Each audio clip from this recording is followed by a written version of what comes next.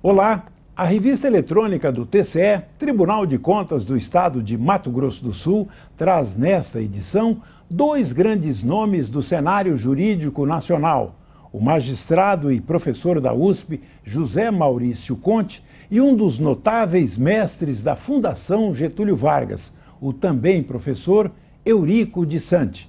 Eles vieram a Campo Grande para a 12ª edição do Congresso de Direito Tributário Constitucional e Administrativo.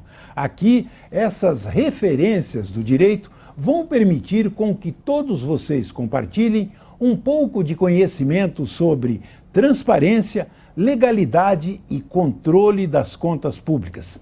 Obrigado, doutor Maurício Conte. Obrigado, doutor Eurico de Santi.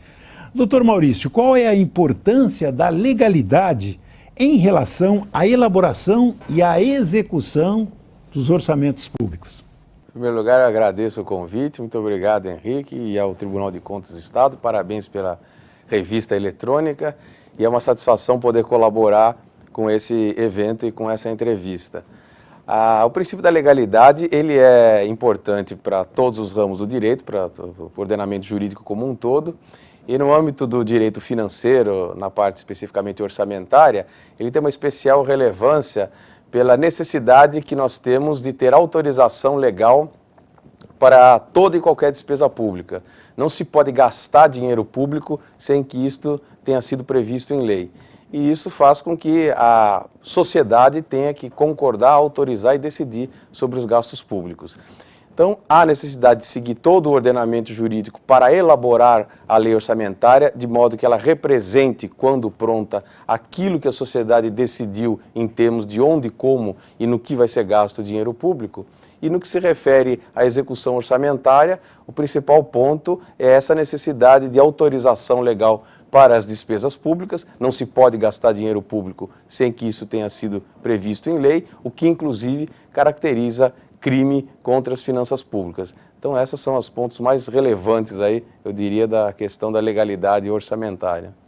Professor Eurico, como pode ser entendida a legalidade concreta e a verdadeira legalidade nos tempos atuais? A verdadeira legalidade nos tempos atuais é que não há legalidade. A legalidade a qual o meu querido Maurício Conte se fez menção é uma espécie de forma abstrata em que eu aprovo no Poder Legislativo, para dar o exemplo do orçamento público, não sei se o Conte concorda, mas eu acho que, pelo menos é a minha percepção, eu aprovo através do Poder Legislativo, dadas dotações orçamentárias em função de dados programas orçamentários, não tem uma contabilidade de custo para poder verificar quais são os efetivos gastos, tem uma dificuldade imensa em verificar aquela aprovação abstrata que foi feita no Parlamento e o gasto concreto que foi realizado. Tem um problema de verificação de eficácia desse gasto, porque muitas vezes eu sou obrigado, por exemplo, por lei, ou obrigado pela regra orçamentária, a gastar um determinado percentual em saúde, em educação, e gasto muito mal esse dinheiro, tenho dificuldade de mensurar como eu estou gastando.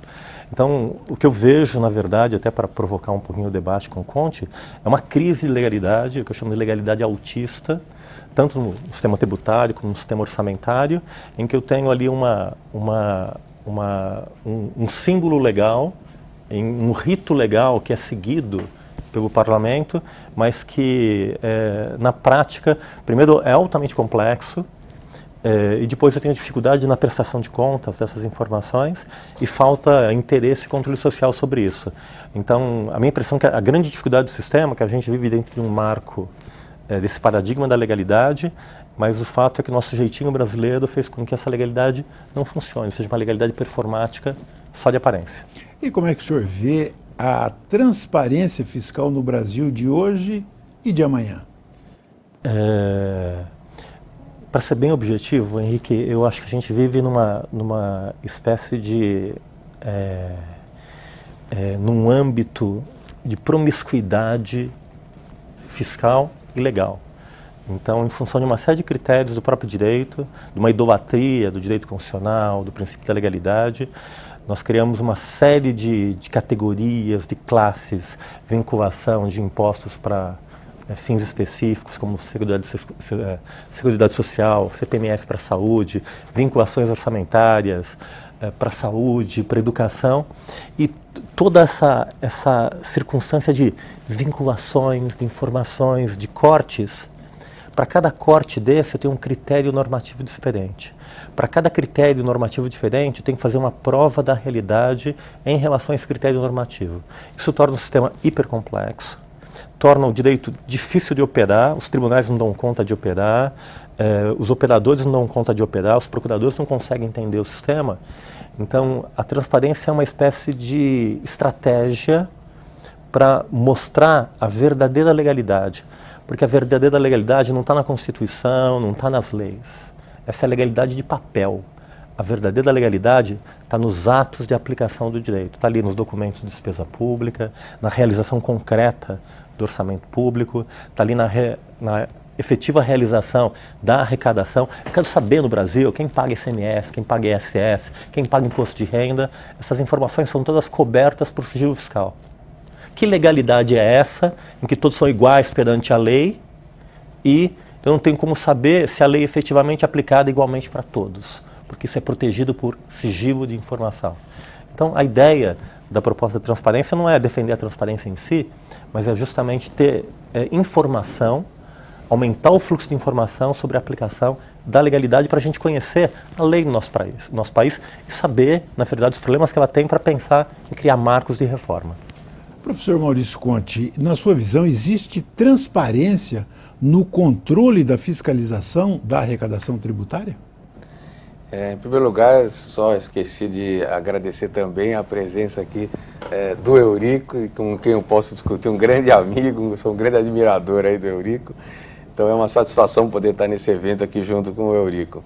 Mas com relação ao que ele disse, eu estou de pleno acordo. Eu falei sobre a legalidade, mas a legalidade hoje ela é insuficiente, porque hoje a legalidade que nós estamos vendo é uma legalidade praticamente formal.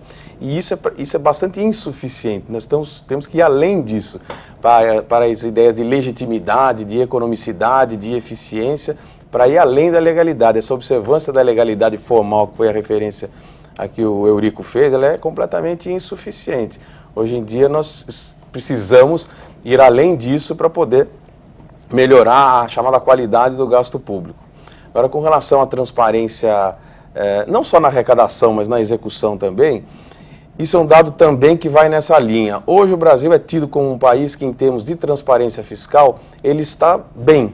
É um país que tem disponibilidade pública de significativa parte dos gastos da atividade financeira do Estado. Mas o aspecto que é relevante é com relação à qualidade dessa informação. Ainda que se deixe disponível e as pessoas possam acessar todas essas informações, como é o caso do Brasil, ainda se tem muita dificuldade de conseguir as informações que são realmente interessantes e úteis e importantes dentro daquelas informações. Então ainda está faltando um pouquinho de qualidade na informação que é transmitida. Às vezes até o excesso de quantidade de informações que existem e são disponíveis, todo o orçamento público de todos os entes da federação, pelo menos dos principais, da União e dos Estados, estão disponíveis, mas muitas vezes isso não permite com que nós, se quisermos saber um dado relevante em termos de gasto, se nós conseguirmos saber com aquelas informações. No que se refere à parte da arrecadação especificamente, até a arrecadação no sentido tributária, acredito que tenha uma boa informação e transparência. Mas a parte que mais é difícil de você conseguir obter informações úteis na parte da arrecadação, eu acho que seria na parte da arrecadação que não é feita, né? Na parte dos benefícios fiscais, né, do chamado gasto tributário. Essa é uma parte que ainda é um tanto quanto obscura e é muito relevante. Ou seja, não basta você saber de onde vieram os recursos e quanto veio de recursos. Também é muito importante saber os recursos que não vieram por conta dos benefícios fiscais, quem se beneficiou deles e qual foi a quantidade desses benefícios. Esse tipo de informação ainda não é suficientemente transparente. Então eu diria que em termos de arrecadação, eu acho que o mais relevante é a arrecadação que não é feita, a arrecadação não feita dos benefícios fiscais. Aí acho que nesse ponto ainda falta muita transparência. E o que o senhor pensa sobre a complexidade do sistema tributário, que gera, por exemplo, a dificuldade na composição do índice de repartição, melhor dizendo, do ICMS e os impasses e dificuldades que rondam a sua fiscalização? Esse é um ponto também bastante relevante, porque no âmbito do direito tributário, muito se pensa na arrecadação e pouco se fala na partilha das receitas arrecadadas, que é um ponto que nós procuramos abordar no âmbito do direito financeiro. A legislação do ICMS é uma legislação bastante complexa, isso o Eurico sabe muito mais do que eu, porque é um estudioso do direito tributário com muito mais profundidade. E essa complexidade na legislação do ICMS e essa dificuldade de cálculos, ela acaba se refletindo no critério de partilha do ICMS. O ICMS é um imposto que é partilhado pelo Estado com os municípios. Os municípios têm direito a ficar com 25% do ICMS. Mas o próprio cálculo de partilha do ICMS com os municípios, ele já é complexo. E os municípios, além de ter dificuldade de compreender esse cálculo, somando a dificuldade de ter ciência exata de quanto é arrecadado pelo Estado com o ICMS, somado essa complexidade no cálculo do valor que é encaminhado aos municípios, eles têm uma dificuldade muito grande e quase impossibilidade de ter uma fiscalização para saber se o que eles estão recebendo é efetivamente o valor devido ou se está havendo algum tipo de equívoco. Os municípios têm muita dificuldade nisso, esse é um ponto realmente que precisa ser aperfeiçoado. Professor Eurico, como entender as deformidades da legalidade no que tange à tributação no Brasil? Kafka ajuda a entender o direito tributário nacional? Ajuda. Kafka foi formado em Direito, fez doutorado em Direito, trabalha com uma espécie de realismo fabulador, que através da literatura ele mostra esse universo de complexidade, esse mundo árido, burocrático que é o direito. Então acho que o nosso desafio é usar a arte, de alguma forma, a literatura, para poder representar essa situação de agonia em que está situado esse cidadão, está situado o administrador público, está situado um conselheiro do Tribunal de Contas. Acho que tem uma série de desafios, então Kafka é essa voz de inconformismo em relação a um sistema como esse. Algumas saídas para provocar um pouquinho só a fala do João Maurício Conte, um caminho para a gente pensar a legalidade, tem um projeto no Senado que está sendo discutido, algo controvertido, mas fala sobre uma espécie de delação premiada e recompensa para quem indica fraudes em desvio de verba pública. É muito difícil dar trato à informação e tentar tornar uma coisa complexa simples. Mas se eu começo a oferecer 10% para quem descobre desvios de verbas federais, estaduais, municipais, eu vou criar categorias, porque John Brathwaite é um jurista australiano chamado de Bounty Hunters, caçadores de recompensa. E com isso a gente vai resolver o problema de emprego no Brasil, que eu vou ter caçador de recompensa federal, estadual e municipal, e, na verdade, que estão sendo motivados a estar entrando nas contas públicas, verificando essas contas públicas e vão estar sendo remunerados de alguma forma por isso. Então, acho que tem algumas estratégias que a gente pode estar operando e pode estar discutindo. E um ponto que eu acho importante para ressignificar o poder legislativo é a questão da vinculação das despesas, é que a gente tem uma tradição que a gente não confia no Brasil e não confia nas nossas instituições. Então a gente faz o quê? A gente põe na Constituição que eu tenho que dedicar 25% à educação. 25 e 18 no 18 no Estado, 10 para a saúde, eu crio a vinculação do Fundo de Participação dos Estados, vinculação do Fundo de Participação dos municípios, uma série vinculados aos critérios de arrecadação, e aí faço tudo isso para travar o sistema, sendo que de 100% que chega até o Legislativo, ele só tem deliberação sobre 10%. Isso faz com que o nosso deputado, em vez de ter estatura inteira, tem 10% da estatura também. Então, na verdade, eu criei uma categoria política desvalorizada porque não tem capacidade de gestão nem de exercer a política definitiva de Estado, porque está ali minimizada pelas estruturas jurídicas que criaram as vinculações justamente pela insegurança. Talvez seja a hora de colocar todo o dinheiro na mesa e efetivamente fazer com que deputados, senadores e vereadores encontrem critérios políticos para repartir o dinheiro da forma mais conveniente com o momento atual e com as conjecturas políticas e econômicas que o Brasil está vivendo. Agora, qual é a relação que pode ser estabelecida entre o segredo fiscal e a segurança jurídica no julgamento administrativo dos processos tributários? A transparência, ela não é muito curioso. Transparência, como se fosse alguma coisa, um valor. Não é. Eu quero transparência da legalidade. Eu quero entender, para um caso concreto, para um fato gerador concreto, como ele interpretou a lei, como ele interpretou os princípios, o conflito de princípios, a ponderação de fatos, como ele construiu aquela interpretação para aquele fato. Se eu sei a informação para esse fato, essa informação vale para todos os fatos. Deveria valer para todos os fatos. Com isso, eu crio igualdade dentro do direito. O problema é que hoje em dia, para um caso, eu dou uma solução. Para o mesmo caso, eu dou outra solução legal. Para outro caso, eu dou outra solução legal. E tudo isso é ocultado por sigilo fiscal, para ninguém ficar sabendo que eu tenho critérios diferentes para julgar o mesmo caso. Então, a ideia da transparência é justamente abrir esse coração da legalidade para revelar, olha, é assim mesmo, tem divergência, mas para convergir e a partir do aumento de fluxo de informação, falar, olha, está demonstrado aqui que eu estou aplicando de forma incoerente o sistema. Então, não é pela legalidade que eu resolvo, é pelo aumento de fluxo de informação. Então, quanto mais informação eu tenho sobre o direito, eu vou acusar as zonas de incoerência e com isso eu vou construir segurança jurídica e vou construir informação, vou saber quanto vai ser tributado esse livro, porque eu tenho informação sobre todos os atos de tributação de um livro igual a esse. Então, na verdade, eu tenho mais legalidade simplesmente através do acesso à informação. Bem, o CARF, professor, o Conselho Administrativo de Recursos Fiscais, sempre foi visto como um órgão de julgamento técnico, servindo inclusive de modelo para outros órgãos da federação. Como o senhor vê a situação atual do CARF e que proposta o senhor teria para a composição desse conselho? Vou ser muito direto, não é muito simpática a minha resposta, mas eu conheço conselheiros do CARF, acompanho o CARF e fez um trabalho incrível. Ou seja, isso é demonstração que, apesar de sermos brasileiros, da gente ter problema, tem coisa boa que a gente está fazendo. Tem gente brilhante que trabalhou por ali, fez um trabalho incrível, e o CARF é acusado justamente pelo que ele não fez. Porque a culpa do contencioso tributário é da complexidade do sistema. E todo o contencioso, desde a autuação, primeira instância, é tudo sigiloso.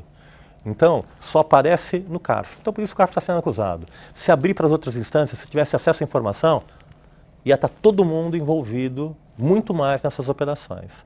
Então, o CARF aparece porque o CARF é transparente. Agora, problemas do CARF institucionais que a gente tem que pensar para pensar o Brasil. O CARF é uma estrutura fascista. Foi montado no Estado Novo pela concepção getulista de acesso aos sindicatos. Eu não vejo sentido nenhum em ter confederação da indústria, do comércio, de serviço, de transportes, da saúde, indicando conselheiro. Que é uma lógica, na verdade, corporativista que vincula sindicato com o exercício do poder.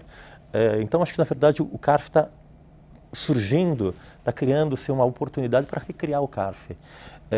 Acho que a experiência paritária foi bem sucedida, mas já foi por água abaixo, que a OAB já julgou que os advogados não podem participar de órgãos colegiados de julgamento, ainda que não remunerados, está decidido. Então, acho que o caminho do CARF agora é se tornar um ente público de excelência, com julgadores escolhidos por critério meritocrático, com transparência, para poder entender em todos os aspectos como ele funciona. O CARF, no nosso índice de transparência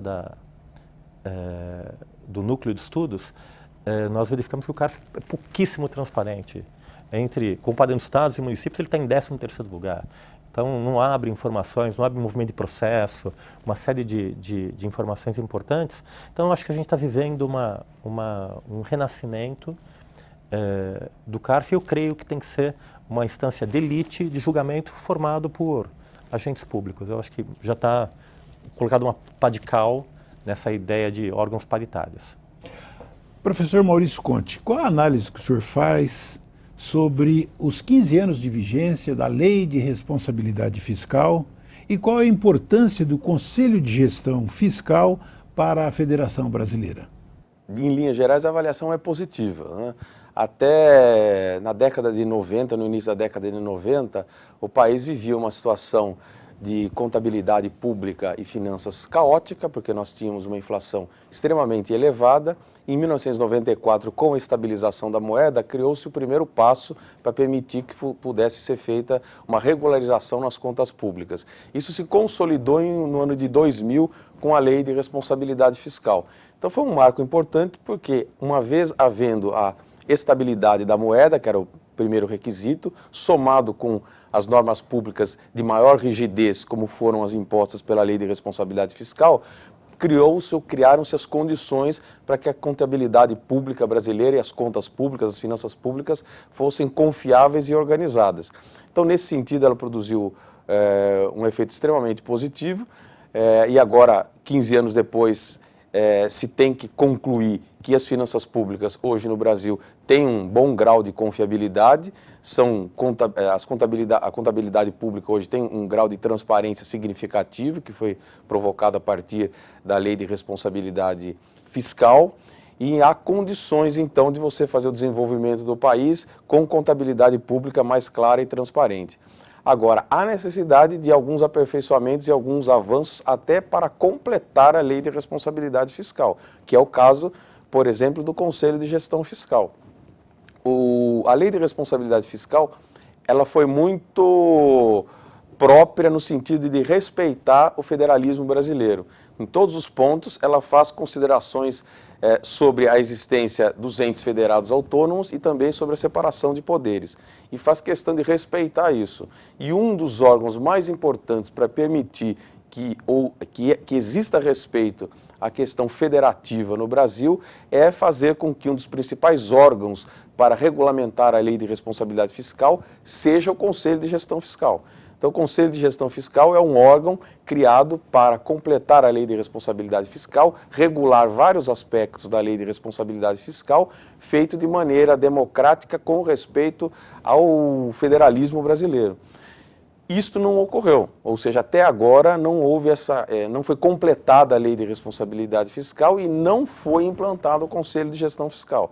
Então, isso está criando uma distorção, porque uma boa parte das normas que complementam a Lei de Responsabilidade Fiscal, elas estão sendo feitas por órgãos que não são o Conselho de Gestão Fiscal, basicamente o Poder Executivo Federal. Então isso cria uma distorção federativa, porque você tem um órgão que é o Poder Executivo Federal ditando normas para a federação como um todo, o que é contrário ao que está estabelecido na Constituição, né? Nós não podemos ter um poder de um ente da federação dando determinações que atinjam os demais entes da federação. Então existe essa impropriedade que a Lei de Responsabilidade Fiscal entendeu, compreendeu e disse que tem que ser resolvida com a criação do Conselho de Gestão Fiscal, mas isso não foi implantado até agora. Então esse é um dos pontos que já faz 15 anos que é um atraso aí da Lei de Responsabilidade Fiscal, né? A não implantação do Conselho de Gestão Fiscal que está previsto para ser implantado na Lei de Responsabilidade Fiscal. E como o senhor vê a importância das Cortes de Contas na fiscalização das finanças públicas no Brasil? As Cortes de Contas hoje são o principal órgão no sentido de promover a fiscalização das contas públicas. O sistema de fiscalização hoje das contas públicas no Brasil prevê o sistema de controle interno, que hoje deve ser visto mais como um órgão de apoio e auxílio ao gestor para que não cometa equívocos, mas a fiscalização, principalmente no aspecto punitivo, ela é exercida com a titularidade do Poder Legislativo, mas efetivamente quem realiza os atos de fiscalização são as Cortes de Contas. Então as Cortes de Contas hoje, elas são, o que se pode dizer, são os principais órgãos em termos de fiscalização administrativa e financeira. Eles exercem as mais importantes funções, com exceção do julgamento geral das contas da administração, que é a atribuição do Poder Legislativo. Todos os demais atos de fiscalização acabam sendo realizados pelas Cortes de Contas. Então elas são fundamentais e, além disso, hoje elas estão se modernizando no sentido, inclusive, de serem órgãos que auxiliam no aperfeiçoamento da gestão pública e na melhoria da qualidade fiscal. Então elas têm uma importância muito grande, são órgãos que estão melhorando a sua atuação, estão aperfeiçoando a sua atuação e são os órgãos mais relevantes hoje em termos de fiscalização financeira e orçamentária. Bem, para a gente concluir, uma pergunta em comum aos nossos dois convidados. Vive-se atualmente no Brasil um momento de crise de legitimidade política e jurídica.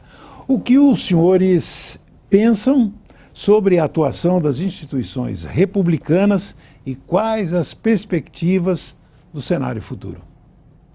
Eu acho que é um momento de recriação da República, recriação das instituições.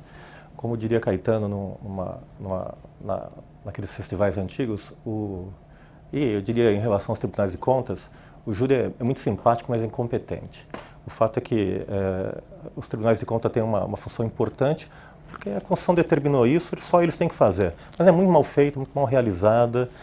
Eu tenho uma impressão péssima das três esferas dos tribunais, porque há um contaminamento com o sistema político, que é indicado em grande parte pelo Legislativo. Eu tenho um Legislativo pelego, que na verdade não opera como protagonista do sistema, está sempre com conchavo com o Executivo.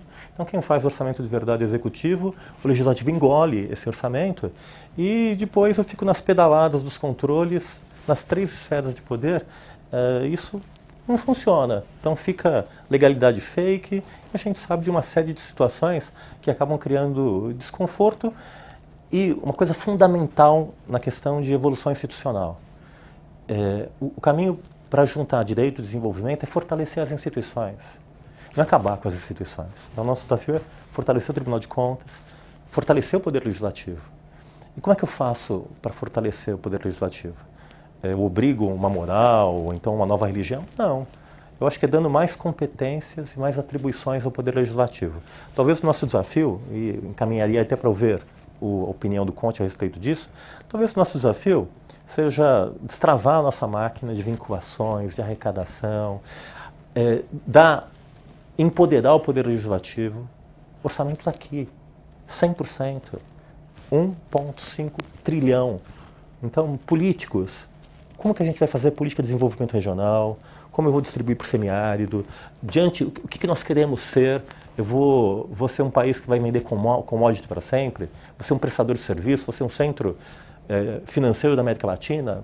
Enfim, falta um projeto de país para o que nós queremos, falta empoderar o Poder Legislativo e a partir do momento em que falar senador, deputado, você que cuida do orçamento, aí não tem problema nenhum de falar Tribunal de Contas, você é um órgão de fiscalização legislativo e tem que cuidar dessa fiscalização de contas, porque eu, que estou falando que vai para tal lugar, eu quero garantir que vai para tal lugar. Então seria muito interessante ver um legislador cobrando o Tribunal de Contas, preocupado em garantir a promessa dele, em estar vinculando um dado gasto com um problema de governo, com um programa de integração regional. Então eu acho que cabe a nós um desafio do direito, que todas essas estruturas da Constituição, então na verdade a gente pensou que aprisionar o legislador para ele não fazer sacanagem, e na prática o que aconteceu é que eu reduzi o poder dele, ele fica manipulando naquela área pequena e eu fui desqualificando esse legislador. Acho que o nosso desafio institucional, e aí acho que é das lideranças públicas e privadas, é você reempoderar esse legislador, fazer com que um cara como o Conte, por exemplo, seja o meu senador, um cara que eu confio, que é sério, que pode definir propostas interessantes. Então acho que é um desafio de dar poder de novo ao Poder Legislativo para que ele possa deliberar, para que ele possa fiscalizar. Eu fico apavorado quando eu vejo House of Cards e o Frank Underwood, que apavora ali com todo mundo, mata,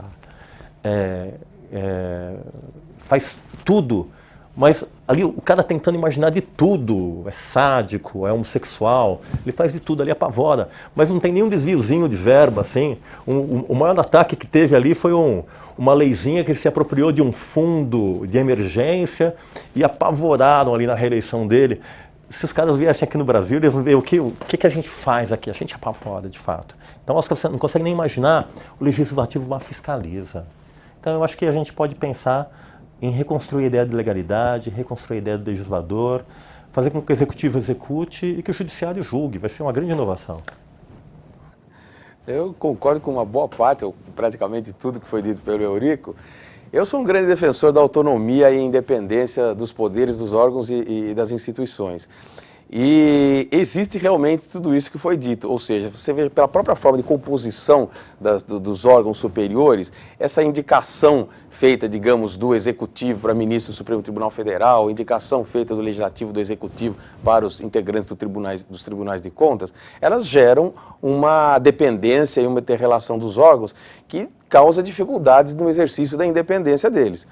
Então precisaria ter uma maneira de talvez aperfeiçoar um pouco isto, para evitar esse tipo de constrangimento de ministros de cortes superiores, quer sejam judiciais ou quer sejam administrativas, ao serem indicados por outro poder, eles ficam nessa relação de dependência e de subordinação pelo fato de ter havido a indicação e de causar prejuízo à sua independência na hora de fazer o julgamento. Então isso realmente existe, isso é algo que precisa ser modificado, no meu modo de ver, deveriam ter critérios de escolha dos órgãos de cúpula que fossem menos vinculados à interferência dos outros poderes, mas os fatos recentes, se nós observarmos, têm mostrado que, apesar disso, parece que está aumentando um pouco essa independência. Então é o caso, por exemplo, do julgamento do mensalão, em que a maior parte dos ministros do Supremo Tribunal Federal, ainda que indicados pelo governo, acabaram votando contra os interesses daquele que estava no governo.